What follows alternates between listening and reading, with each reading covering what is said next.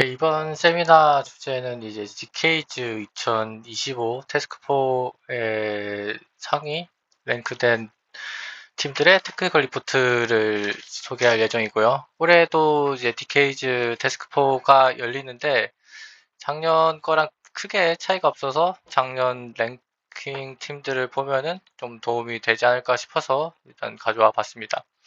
태스크4에 대해서 설명드리자면 이제 스파셜 시멘틱 세그멘테이션 오브 사운드 씬인데 이제 멀티 채널 마이크로폰으로 이제 다양한 종류의 사운드들이 들어오면은 이거를 이제 정해진 클래스들로 분리를 하는 것이라 보면 되겠고요.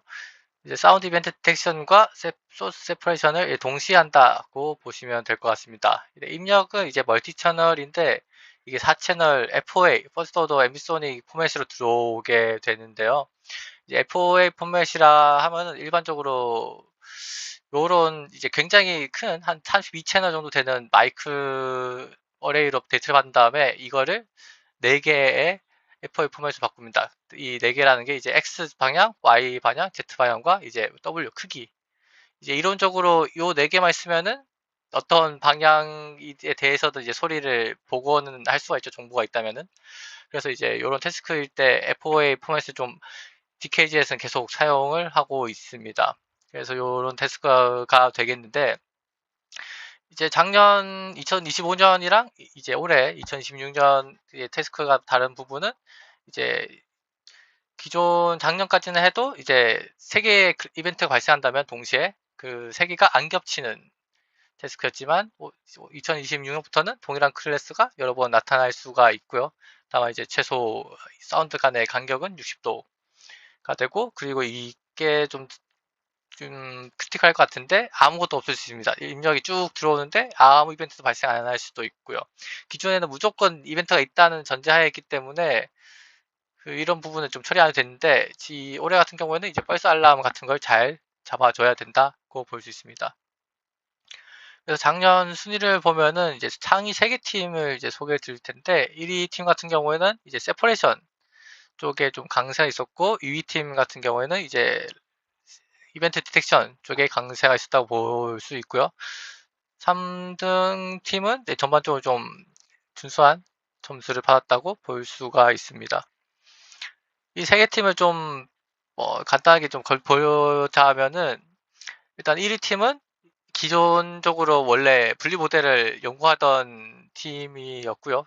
연구 집단이었고 그래서 베이스 탐지 부분은 베이스라인에서 조금만 업데이트를 사용했고요.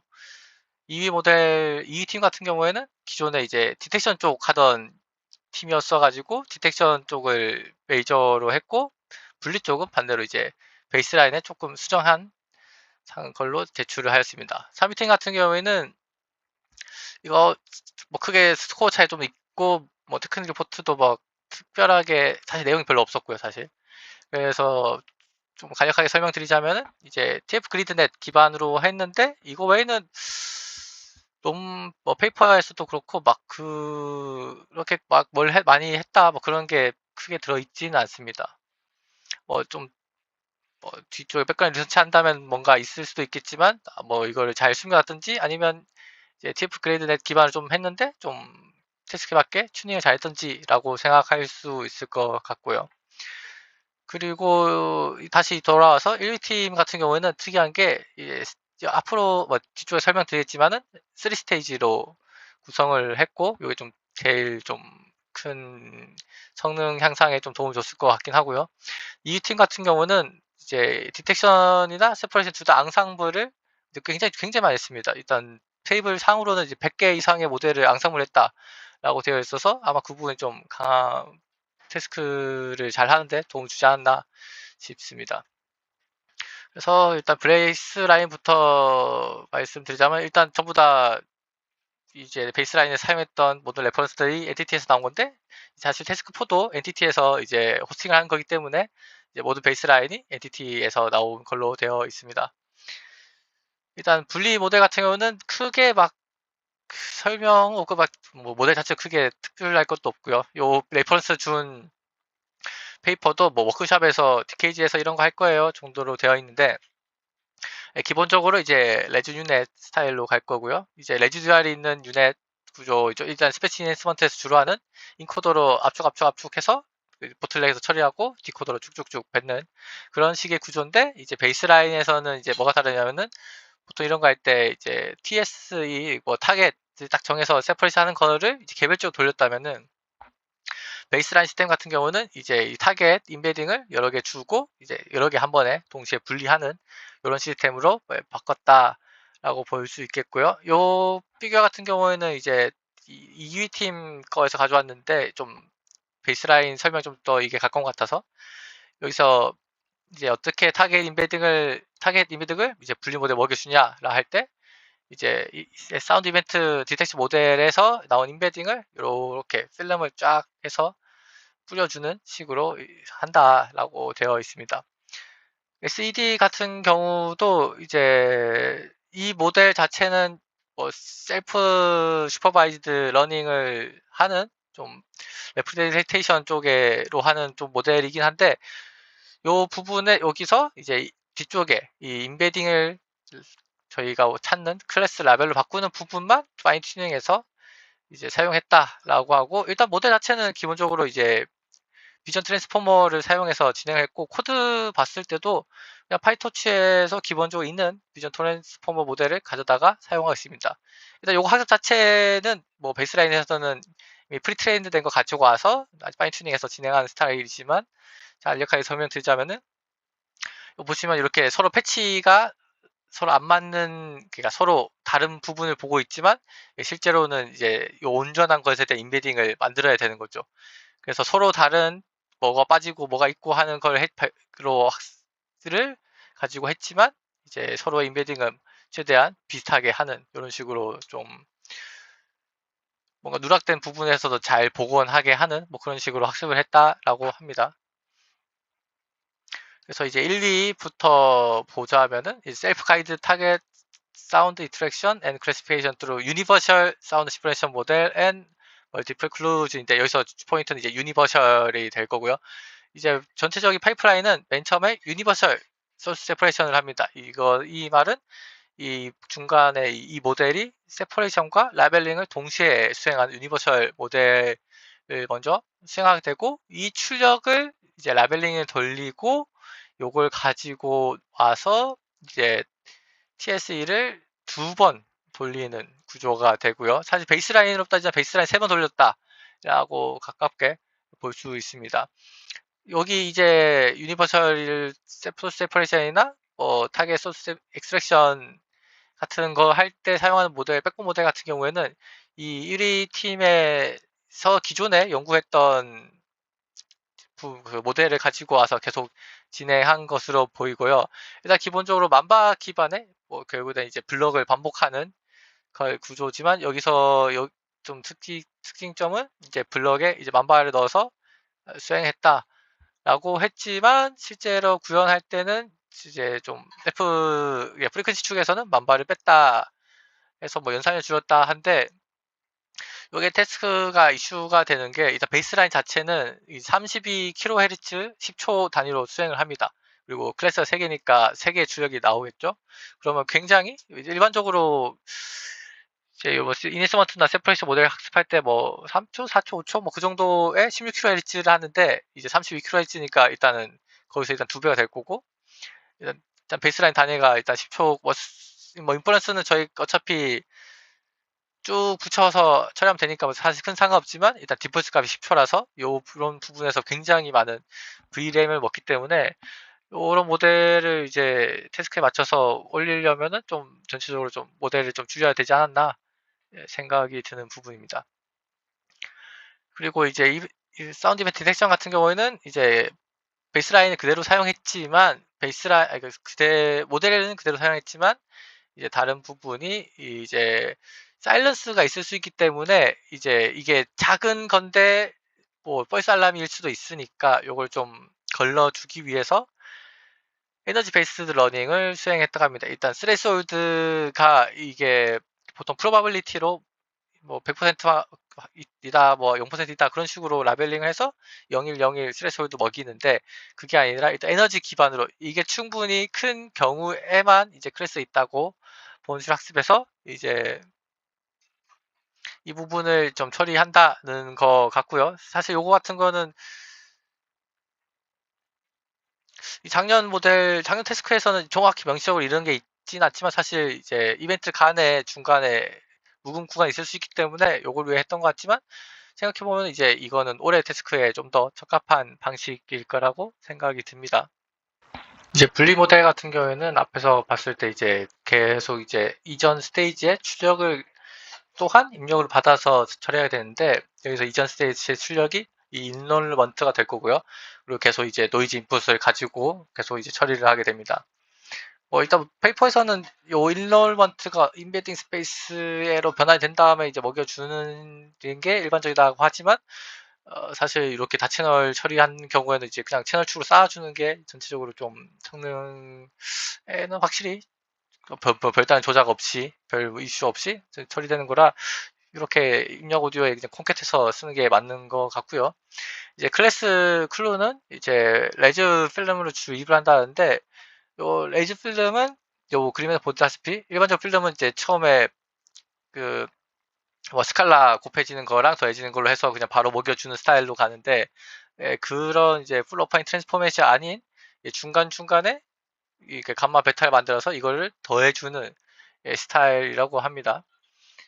베이스라인에서 이런 식으로 진행한다고 하고요. 그래서 이런 식으로 구성을 해서 이제 실험을 하게 되는데, 요것이 학습 세팅 관련된 부분입니다. 로스 같은 경우는 이렇게 SDR이랑 SI, SNR이랑 그리고 유니버설 소스 세퍼레이션 같은 경우에는 이제 전체적으로 앞에 분리를 이제 앞쪽에 있는 포그라운드 사운드랑 인터페런스랑 노이즈랑 해서 이제 잡음 제거까지 잘 했는지까지 이제 해서 이제 학습을 진행하게 되고요. 이거 외에도 크로스 엔트로피랑 KL 다이버전스랑 바이너리 크로스 엔트로피랑 요게 세퍼레이션, 그러니까 딕션 관련해서 한 로스 좀 많이 사용했다고 하는 것 같습니다. 라벨링 같은 경우에는 좀 주요한 차이점이 아크페이스 로스로 바꿨다라는 거고요. 아크페이스 로스 같은 경우에는 이게 나온 지 좀 됐는데도 최근까지도 요런 피처 축에서 지금 세퍼레이트, 디텍션? 레코그니션 또는 버피케이션 하는 경우에는 아직도 굉장히 많이 쓰이고 있는, 이제 옛날에 페이스 디텍션 할 때 사용했던 이제 로스인데, 일반적으로 로스들이 그냥 그 두 개의 인베딩이 있으면은 요걸 그냥 분리 한쪽으로 그냥 잘 구분하는 쪽으로 이제 학습이 되게 된다면, 아크페이스는 충분한 마진을 두고 분리를 하게 돼서 전체적으로 분리성이 더 좋아진다, 이런 식의 설명을 하는 로스가 되겠습니다.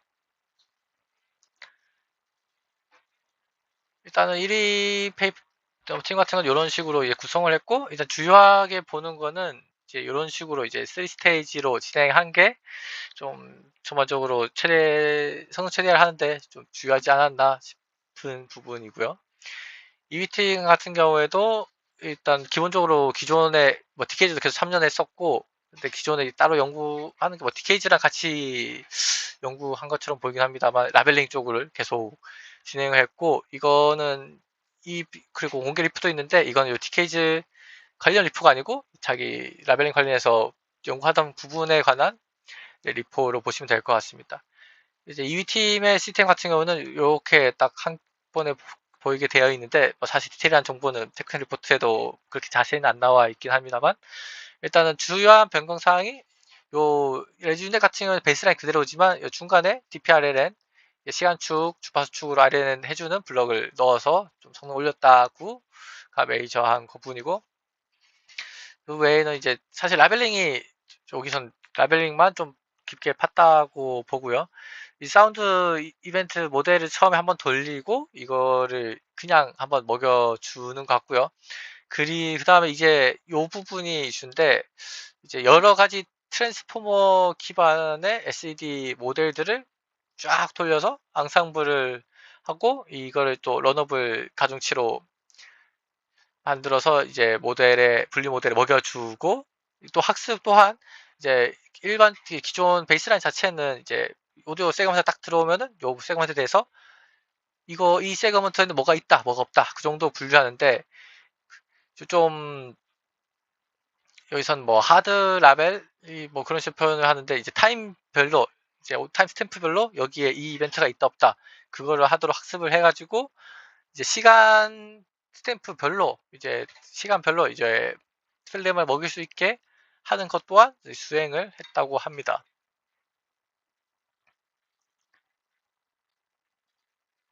이제 여기에 이제 글로벌 라벨이랑 이제 온 오프셋해서 이제 타임스탬프대로 하는 거를 했다는 요 내용이고, 근데 요 테이블 보시면은 요 같은 경우는 이제 SED 모델을 108개, 분리 모델을 10개를 앙상블을 했다고 하는데, 요거는 굉장히 학습하기도 굉장히 오래 걸렸을 것 같고, 쉽지 않을 것 같은데 아마 기존에 연구를 계속 해왔던 게 있기 때문에 이걸 가져다가 쓴 게 아닐까 싶기는 하고요. 일단 이렇게 사용되는 트랜스포머 모델들은 뭐 ATST-F, 뭐 BA, 비트, 뭐 FPASST, MD2, 이건 베이스라인 모델이고요. 그리고 ASIT. 사실 뭐 디테일하게 각 페이퍼 전부 다는 이제 체크를 하지 못했고, 뭐 전체 다 트랜스포머 기반의 뭔가 피처 레프레젠테이션을 잘 하는 것들이다. 근데 굉장히 다양한 종류를 사용하게 되고요. 근데 이걸 다 앙상블을 하고 뭐 이런 방식을 사용해서 기존에도 계속 참여했다고 합니다. 일단은 요렇게 프리트레인드 된 요 5개 자체는 기존에 이제 연구한 게 있고 요거를 오픈 리포로 해놔가지고 이걸 가져다가 일단 쓰려고 하는 생각인데, 문제는 이제 스테이지 2, 스테이지 2라 표현할 수 있겠죠. 요 뒷부분은 이거 다 썼어요 라고 표현을 했고요. 다음에 어떻게 썼는지는 안 돼 있지만, 이제 이슈는 이제 요거 같은 경우는 뭘 썼는지는 명시는 하지 않았습니다. 그냥 뒤에 것만 다릅니다. 뭐 그런 식으로만 되어 있고요. 이것도 다 뭐 앞서 얘기했던 부분이고, 이것도 이터레이션 부분에 역시 앞쪽에 SED 모델 앙상블을 했다고 하니까 그 부분 관련된 내용입니다. 그리고 그 앞선 상위 3개 팀 중에 이 팀만 이제 RIR 추가 수집했고, 그리고 이제 데이터셋에서 베이스라인 그러니까 기본 트레인 데이터셋이 어떤 큰 데이터셋에서 가져와서 처리하는데 여기서 모든 걸 가져오진 않았다는 것 같습니다. 그래서 안 가져왔던 것까지 가져와서 데이터를 추가했다. 뭐 이런 식으로 해서 뭐 제가 보기에는 요 부분이 좀 이위하는데 큰 도움이 되지 않나 싶기는 한데, 앙상블에서 2위를 달성하였다. 네, 그런 부분 되고요. 3위 팀 같은 경우에는 이제 뭐 테크니컬 리포트도 그렇고 막 그렇게 큰 뭐가 없습니다. 다만 이 TF 그리드넷을 좀 분리를 모델 부분에 넣어서 했다인데, 사실 뭐 TF 그리드넷이 일단 기본적으로 엔간한 뭐 이네스먼트나 세퍼레이션에서도 베이스라인도 많이 쓰이는 좀 뭐랄까 좀 일반적으로 좀 강건한 믿을만한 모델이니까요. 이걸 그렇게 해서 진행한 것 같은데, 다음 이제 버전 1, 2로 나눠져 있습니다. 이제 이 두 개 차이는 이제 결국에 타겟 소스 익스트랙션을 해야 될 텐데, 그럼 이 타겟 인베딩 어떤 식으로 넣어줄 건가에 대해서 이제 주파 축으로 쌓을 건지 아니면 이제 채널 축으로 쌓을 건지에 따라서 V1, V2가 갈라지게 되고요. 이 두 개의 차이는 뭐 소점 첫째 자리 차이라서 뭐 크게 차이는 나지 않는 것 같습니다. 그거 말고는 뭐 정확히 써놨지만 기본적으로 뭐 챌린지 기본 셋업을 썼다고 해서 이거는 뭐 자세히 뭐 디테일한 자기의 좀 노하우 같은 걸 안 적어놨는 건지 아니면 그냥 이렇게 했는데 잘 되는 건지는 확실하진 않은 부분이고요. 여튼 이렇게 해서 이제 상위 3팀 테크니컬 리포트를 소개드렸는데, 사실 테크니컬 리포트라서 뭐 누락된 것도 많고 사실 실제는 아닌데 뭐 그러니까 뭐 의도치 않겠지만 잘못 적은 것도 있을 수도 있을 수 있습니다. 테크니컬 리포트가 뭐 대체로 그렇긴 한데, 하지만 여튼 큰 갈래를 보자면은 뭐 이런 식으로 3스테이지로 하는 것, 그리고 사실 이제 태스크에 연산량 제한이 없기 때문에 뭐 무조건 이런 식으로 연산량을 어떻게든 이제 스택을 쌓아서 처리할 수 있으면은 해서 성능 올릴 수 있다면 사용하는 게 좋겠죠. 그리고 적당히 이제 튜닝만 잘 해도 어느 정도 스코어가 확보된다. 뭐 그런 식의 좀 인사이트를 주는 이 세 개 팀의 테크닉 리포트를 가지고 좀 종합을 해서 이제 2026년 올해 태스크를 도전하는데 좀 도움이 되었으면 좋겠다 하는 생각으로 한 주제를 가져와 봤습니다. 이상입니다.